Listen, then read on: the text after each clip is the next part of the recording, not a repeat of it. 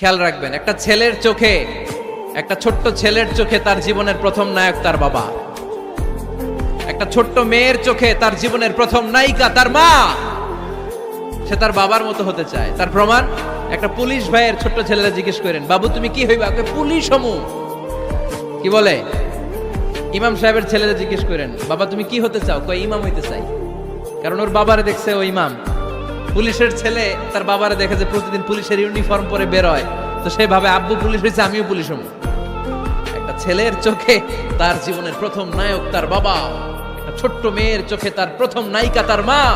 তার মাকে সে ফলো করে, অনুসরণ করে। এজন্য বাবা মা ভালো তো ছেলে মেয়ে ভালো।